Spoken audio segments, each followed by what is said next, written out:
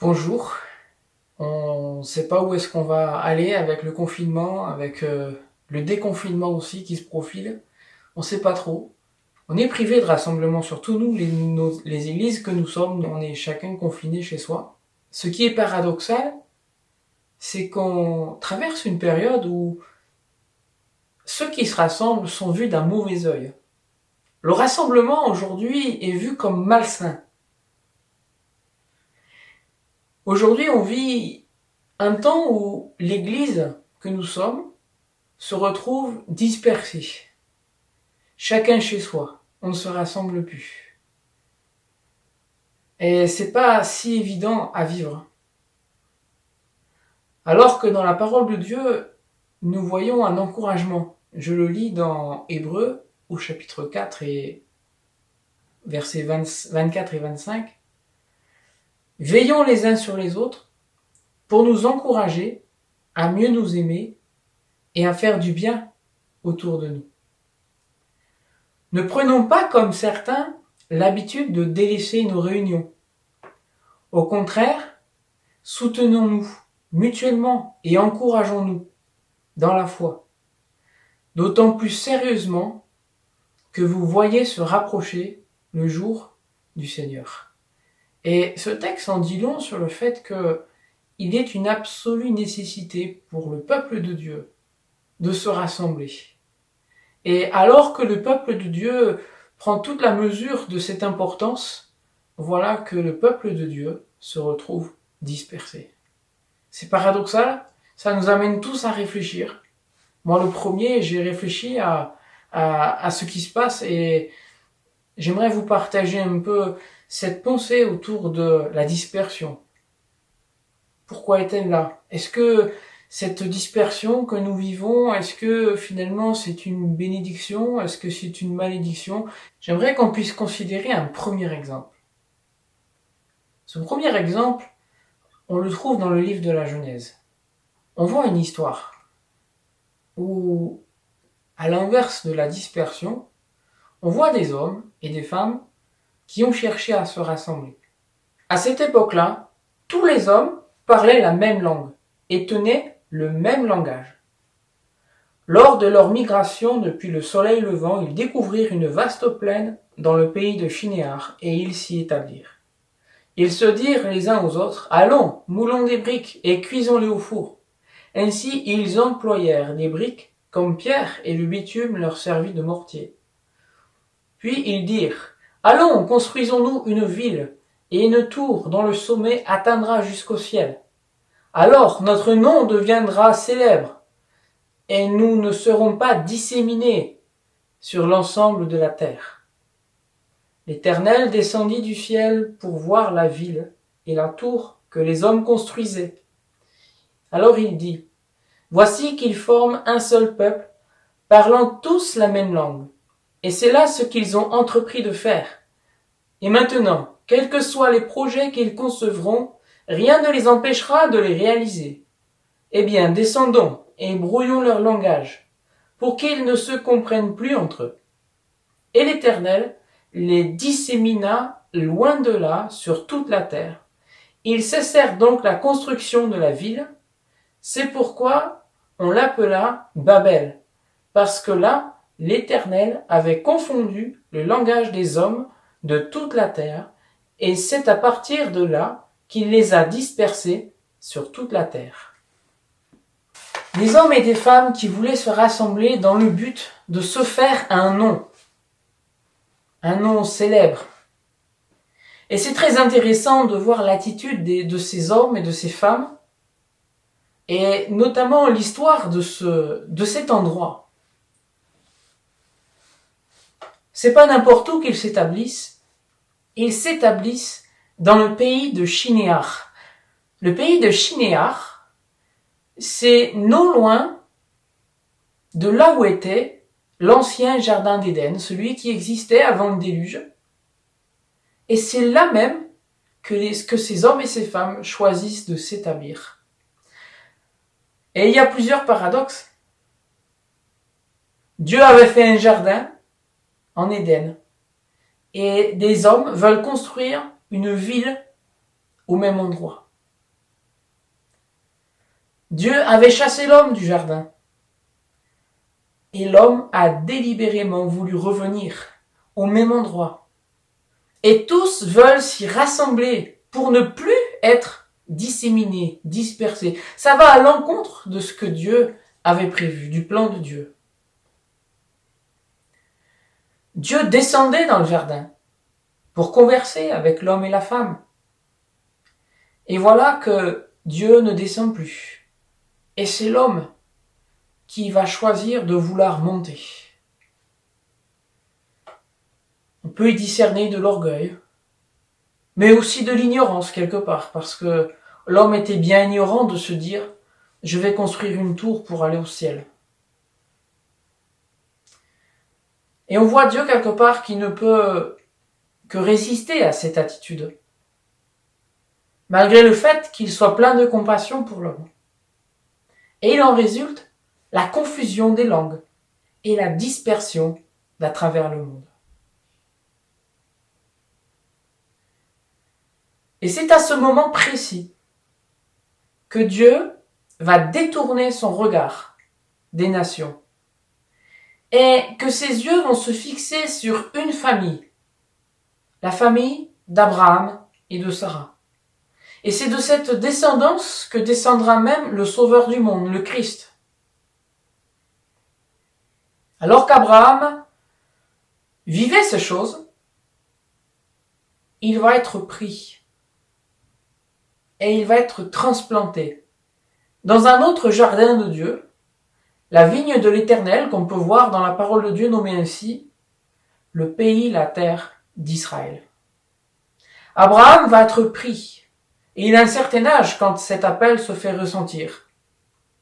Abraham va obéir à l'ordre de Dieu et va se retrouver transplanté sur la terre d'Israël. Les nations sont dispersées, à la fois malédiction et bénédiction. Le regard de Dieu s'est détourné et dorénavant on regarde Israël. Mais l'histoire n'est pas finie. J'aimerais juste ouvrir une parenthèse sur le fait que, aujourd'hui, l'histoire se répète. L'histoire se répète. Nous, qui sommes Européens, faisons partie d'une alliance. L'Europe est une alliance de pays qui contient plusieurs cultures différentes, plusieurs langues différentes, plusieurs pays, donc plusieurs puissances différentes. Et l'Europe se veut être ce gouvernement d'union, cette même voie. Et pourtant, derrière cette volonté de rassembler, il y a quelque chose de particulier. Quelques emblèmes européens qui doivent nous amener à réfléchir sur ce qui se cache derrière cette volonté d'union. Premièrement, le drapeau européen. Ce drapeau, ce fond bleu avec ce cercle de 12 étoiles, il représente ni plus ni moins que la couronne de la Reine du Ciel. Aujourd'hui, le nom a été masqué parce que certains pensent qu'il s'agit de la Vierge Marie, mais il s'agit bien de la Reine du Ciel. Et la Reine du Ciel était une déesse qui était adorée par les Babyloniens à l'époque. Le Parlement européen, c'est un exemple très frappant parce que l'architecture même du Parlement à Strasbourg a été volontairement pris d'une représentation de la tour de Babel. Regardez cette image. Mais pour aller encore plus enfoncer le clou, c'est en 92 qu'a eu lieu une affiche qui disait ceci: plusieurs langues, mais une seule voix. Comme pour rappeler d'une manière délibérée que la référence à Babel est vraiment voulue. On pourrait regarder du côté religieux, et là on va à Rome. À Rome, il y a un emblème, qui est le Colisée, qui lui aussi, à ce jour, d'autant plus la forme d'aujourd'hui rappelle quelque chose d'inachevé, quelque chose qui est en ruine. Et ce Colisée qui avait pour origine le nom d'une statue que Néron avait fait construire juste à côté, qui s'appelait le Colosse, quelque chose d'énorme, quelque chose d'incroyable, de glorieux, mais qui montrait la gloire humaine. Ce Colisée est à Rome, et l'Europe a été fondée à Rome, et on sait ce que Rome représente d'un point de vue religieux. C'est à Berlin qu'il y a aussi un musée qui s'appelle le musée de Pergame. Or, à Pergame dans l'Apocalypse, il est question d'un trône, celui de Satan. Ce trône a été récupéré, et il est dans ce musée à Berlin. Ce trône a même été, à l'origine, repris par Hitler, qui en a fait un bien plus grand, devant lequel passait son armée, sur lequel il faisait ses discours. C'est dans ce même musée que se trouve également la porte d'Ishtar. Regardez ces photos et constatez par vous-même que ces emblèmes de Babylone sont aujourd'hui en Europe. Alors pourquoi je dis tout ça? Pas pour faire peur, mais j'aimerais qu'on réalise que Abraham a été pris. Oui, il avait 75 ans quand Dieu l'a appelé, mais à 75 ans, il en avait vécu des choses. À 75 ans, il en avait réalisé que les hommes, ses contemporains, avaient des désirs qui n'étaient pas les siens. Il connaissait ce malaise dans son cœur et Dieu l'a vu. Et Dieu l'a mis à part. Dieu l'a pris. Et de la même manière qu'Abraham a été pris par Dieu pour le mettre à part, pour le transplanter, de la même manière Dieu veut nous prendre. Et en ce qui nous concerne, eh bien, je ne voudrais pas que, à travers tout ce qui se passe en ce moment, à travers cette iniquité qu'on peut voir, à travers cette société qui nous désole, alors que cette société où on voit tant de personnes qui meurent de faim, et bien plus que du Covid, on se désole de ces choses, et nous, chrétiens, nous nous sentons comme étrangers. Alors on est attristés quelque part, mais j'aimerais pas qu'on garde ce regard triste, au contraire. L'heure où Dieu nous prendra, cette heure-là, elle vient. Et quel bonheur quand nous serons nous-mêmes transplantés, alors que nous nous sentons étrangers à cette société, le Seigneur nous mettra, nous appellera, nous prendra avec lui dans notre vraie résidence. Ne nous attristons pas du fait que nous soyons dispersés, du fait que nous soyons dans cette situation. Au contraire, réjouissons-nous, et réjouissons-nous du fait que cette heure approche. Oui, le Seigneur Jésus revient chercher ce qui lui appartient. Et j'aimerais vraiment que, à travers tout ce qui se passe aujourd'hui, on ouvre les yeux, et qu'au contraire que de s'attrister, on puisse relever la tête et vérifier que le Seigneur Jésus revient. J'aimerais à présent parler d'une deuxième dispersion. Une deuxième dispersion qui a eu lieu lors de l'avènement de l'Église. Elle a commencé aussi d'abord par un grand rassemblement. En effet, après que Jésus soit monté au ciel, il a ordonné à ses disciples de rester à Jérusalem et d'être rassemblés. Et c'est ce qu'ils ont fait. Et pendant 10 jours, ils sont restés attendre que le Saint-Esprit soit envoyé. Ils sont restés rassemblés. Et quand ils étaient là en train de louer Dieu, ce qu'ils cherchaient, c'était à l'inverse du temps de Babylone, ce qu'ils cherchaient, c'était pas se faire un nom. Ce qu'ils cherchaient, c'était glorifier le nom du Seigneur, faire sa volonté, obéir. Et c'est ce qu'ils ont fait. Et bien leur en a pris, parce que le Saint-Esprit a été envoyé. Et Dieu avait tout prévu d'avance. Parce que des tas de personnes, des Juifs pieux, dit la parole, étaient là. Et pour certains, ils venaient de loin. Pour certains, ils avaient parcouru 1780 kilomètres à pied pour venir à Jérusalem. La Bible dit qu'il y a eu une éclipse, qu'il y a eu, pas forcément une éclipse, mais un temps de ténèbres qui a duré 3 heures sur toute la terre. Or, il y a une prophétie dans Joël qui est très claire à ce sujet. Et certainement que ces Juifs ont dû réfléchir à ces paroles et ont dû, pour la fête de la Pentecôte, prendre la décision de venir à Jérusalem parce que un temps de réjouissance allait venir. Ces Juifs qui cherchaient Dieu de tout leur cœur et qui ont voulu comprendre sont venus jusqu'à Jérusalem. Pour certains, ceux qui ont parcouru, les Parthes qui ont parcouru ces 1780 kilomètres ont marché pendant 40 à 50 jours. Exactement le temps qu'il fallait pour venir. Et les disciples se sont mis à parler des langues. Ils se sont mis à parler dans leur langue, maternelle, alors qu'ils ne connaissaient eux-mêmes pas la langue qu'ils prononçaient. Et c'est ainsi que ces hommes et ces femmes qui venaient de partout de toute la terre ont entendu des merveilles de Dieu comme c'est écrit dans la parole. Ce jour-là, l'Église de Jésus-Christ va naître parce que 3000 âmes vont se convertir. Et on arrive à la première dispersion, celle-ci qui est toute naturelle parce que ces gens qui se convertissent vont rentrer naturellement chez eux et se retrouvent disséminés déjà de par le monde. Heureux de l'expérience qu'ils ont faite, heureux de ce qu'ils ont découvert, heureux d'avoir rencontré le Seigneur, heureux d'être pardonnés de leurs péchés. Et certainement que ces gens-là ne vont pas rester inactifs et ne vont pas se taire sur ce qu'ils ont vécu et vont commencer à partager la bonne nouvelle. Voilà la première dispersion. Ensuite, quand on poursuit le livre des Actes, on lit cette parole dans le chapitre 8 du livre des Actes. On lit cette parole. Saul avait approuvé le meurtre d'Étienne. Il y eut ce jour-là une grande persécution contre l'Église de Jérusalem. Et tous, excepté les apôtres, se dispersèrent dans les contrées de la Judée et de la Samarie. Et c'est vrai que le diable nous attaque.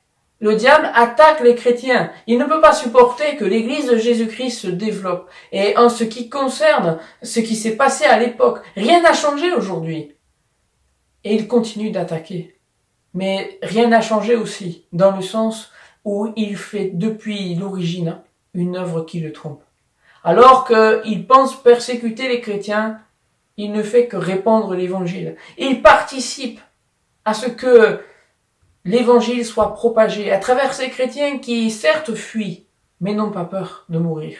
Ces chrétiens qui vont partager la bonne nouvelle de l'évangile. Ces chrétiens qui vont parler de Dieu sans avoir peur. Ces chrétiens qui vont continuer à parler du Seigneur, de l'expérience qu'ils ont vécue.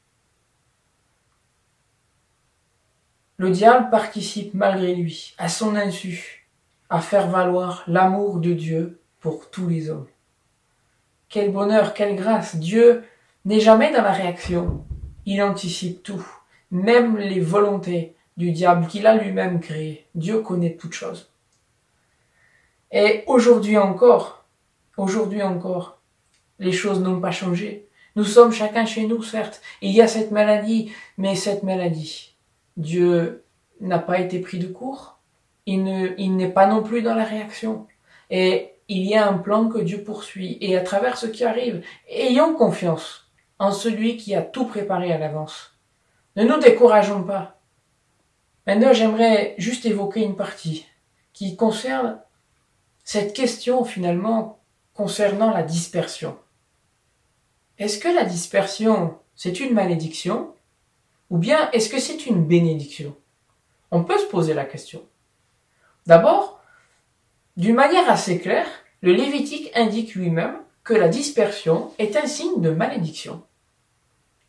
Je cite Lévitique 26, verset 33, « Je vous disperserai parmi les nations, et je tirerai l'épée après vous. Votre pays sera dévasté, et vos villes seront désertes. » Ici, la dispersion est une œuvre qui est issue de la malédiction. Et quand on pense au peuple juif, il a été dispersé. Et c'est écrit aussi dans la parole, beaucoup se poseront la question de cette raison. Pourquoi ont-ils ainsi été dispersés? Eh bien, c'est parce qu'ils ont refusé de persévérer dans l'alliance que Dieu leur avait donnée. Ils se sont rebellés contre Dieu. Ils ont adoré les idoles. Et c'est ainsi pour cette raison que Dieu a choisi de disperser son peuple. Mais pour autant, Dieu n'avait pas oublié son peuple. Et alors qu'ils sont dispersés, Dieu se souvient de son peuple et nous sommes en train d'assister au retour des Juifs dans leur terre. De cette dispersion chez les Juifs. Ils ont une grande force aujourd'hui, ne serait-ce que pour donner cet exemple, il y en a plein d'autres. Mais les services secrets israéliens sont sans pareil aujourd'hui. Et quelque part, la dispersion dont ils ont été victimes est aujourd'hui un grand atout dans ce domaine. Dans le domaine du renseignement, Israël est reconnu par ses pairs comme étant expert en la matière. Et le Mossad nous montre encore que même en France, des attentats ont été évités grâce à l'intervention des services secrets israéliens. Cette dispersion, qui à l'origine était une malédiction, se transforme aussi en bénédiction. C'est assez curieux. Mais en ce qui nous concerne, il en est de même. Nous qui sommes chrétiens, nous qui aimons le Seigneur, qui nous sentons, c'est vrai, étrangers dans ce monde devant tout ce qui peut se passer, le Seigneur nous a aussi dispersés. Nous travaillons, nous côtoyons des personnes qui ne connaissent pas Dieu, nous sommes dispersés avec des étrangers quelque part, nous nous sentons étrangers. Mais nous sommes bien étrangers dans ces pays, parce que nous aimons le Seigneur et les gens qui sont autour de nous recherchent autre chose. Et le Seigneur nous a ainsi disséminés parmi tous ces gens pour que nous puissions aussi partager ce que nous avons reçu, que nous puissions être en bénédiction pour eux. Est-ce que nous le réalisons? Peut-être que je suis invalide aujourd'hui. Je peux plus faire mon ménage, je peux plus m'occuper de moi parce que je suis malade.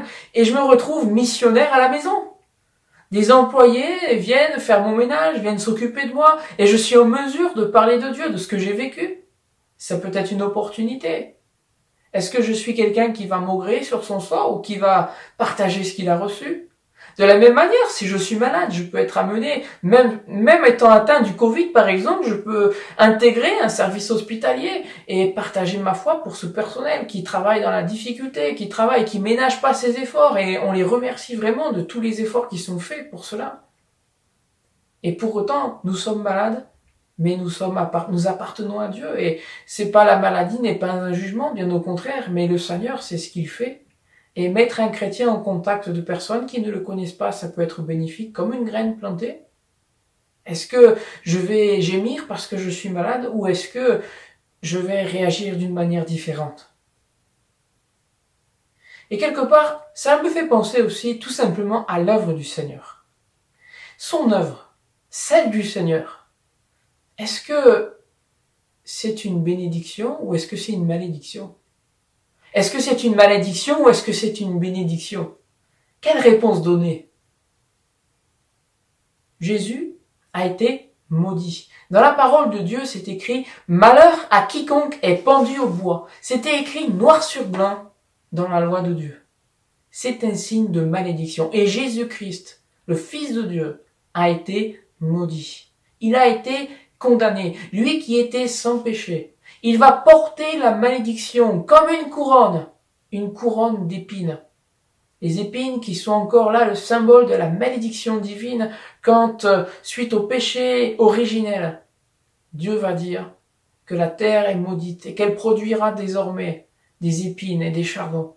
Les voilà telle une couronne sur la tête du Seigneur alors qu'il agonise sur la croix et qu'il invoque le pardon de Dieu. Il invoque la bénédiction sur tous les hommes alors que lui est dans la malédiction. J'aimerais citer ce texte d'Ésaïe. Nous étions tous errants, pareils à des brebis. Chacun de nous allait par son propre chemin. L'Éternel a fait retomber sur lui les fautes de nous tous. On l'a frappé, il s'est humilié, il n'a pas dit un mot. Semblable à un agneau mené à l'abattoir, tout comme la brebis muette devant ceux qui la tondent. Il n'a pas dit un mot. Il a été arraché à la vie par la contrainte suite à un jugement. Et qui, parmi les gens de sa génération, s'est soucié de son sort lorsqu'on l'a retranché du pays des vivants? Il a été frappé à mort à cause des péchés que mon peuple a commis. Cette malédiction qui est retombée sur lui est aujourd'hui une bénédiction pour tous les hommes. Nous sommes au bénéfice de cette bénédiction. Est-ce que nous sommes prêts, nous chrétiens, à marcher sur les traces de notre Seigneur Jésus? Est-ce que nous sommes prêts à supporter d'être encore pendant un temps dispersés, en attendant le jour glorieux où nous serons tous rassemblés dans le jardin de Dieu? J'aimerais aussi évoquer le fait que la dispersion est bien une malédiction, ça c'est sûr. Et envers tous ceux qui luttent contre Dieu, qui refusent de considérer Dieu dans leur vie, ils sont sous cette malédiction. Je cite ce texte dans le livre des Nombres. Quand l'arche partait, Moïse disait « Lève-toi, Éternel, et que tes ennemis soient dispersés, et que ceux qui te haïssent fuient devant ta face. » On voit par cette simple prière que les ennemis de Dieu, ceux qui ne se soucient pas de lui, seront dispersés et vont fuir parce qu'ils seront dans une grande peur, dans une grande frayeur, parce qu'ils seront sous la coupe du jugement de Dieu. Jésus a dit lui-même, celui qui n'est pas avec moi est contre moi, et celui qui n'assemble pas avec moi disperse. Le Seigneur voulait rassembler. Dieu a toujours voulu rassembler les hommes. Et la dispersion est bien une malédiction. Ceux qui sont ennemis de Dieu seront dispersés. Et ceux qui appartiennent à Dieu sont invités à un rassemblement. Ils sont invités au grand rassemblement de Dieu. Pourtant, Jésus dit aussi, Jérusalem, Jérusalem, qui tue les prophètes et qui lapide ceux qui te sont envoyés. Combien de fois ai-je voulu rassembler tes enfants, comme une poule qui rassemble ses poussins sous ses ailes, et vous ne l'avez pas voulu. Jésus pleure sur ceux qui font le mauvais choix. Il pleure sur ses contemporains qui refusaient Dieu, qui le refusaient lui-même, parce qu'il ne serait pas au bénéfice de la bénédiction de Dieu. Il resterait en danger. L'image de cette poule qui protège ses petits, c'est une image protectrice, parce que la poule, elle protège les petits du danger. Et comment imaginer des poussins qui n'auraient pas voulu aller en dessous la protection? Et c'est pourtant ce que font tant d'hommes et de femmes, quand ils refusent de leur vivant de réfléchir aux choses essentielles, qu'ils refusent de leur vivant de réfléchir à ces questions que Dieu a laissées au tréfonds de notre cœur. Oui, il a placé le souci de l'éternité dans notre cœur. C'est lui qui a permis qu'on y pense, qu'on y imagine. C'est une graine qu'il a plantée lui-même en notre esprit. Le confinement qu'on est en train de vivre se rallonge. On parle du déconfinement, mais c'est vrai qu'on ne sait pas trop où on va être mené. Et c'est long, c'est pas facile. Mais le Seigneur nous appelle à être dans la patience. Pour nous qui sommes chrétiens, rappelons-nous qu'Abraham avait 75 ans quand il a été appelé, quand il a été pris. Je reviens sur ce fait. Abraham a connu ces histoires. Il a vu ce qui s'est passé. Et Dieu l'a pris. Il l'a pris à 75 ans. Il l'a amené dans son jardin. Nous avons la même espérance. On a la même espérance. Que dans notre cœur, on ne soit pas inquiet. Mais au contraire, que nous relevions la tête. Que nous soyons dans cet état d'esprit patient, sachant que Dieu sait ce qu'il fait. Et au temps voulu, il viendra chercher, il viendra prendre ceux qui lui appartiennent, ceux qui ont décidé de faire la paix avec lui. Et comme l'apôtre Paul, c'est ma prière ce matin, nous vous en supplions, soyez réconciliés avec Dieu, parce qu'en étant réconciliés avec Dieu, vous avez part à la plus grande bénédiction. Vous êtes invités au grand rassemblement de Dieu dans le ciel.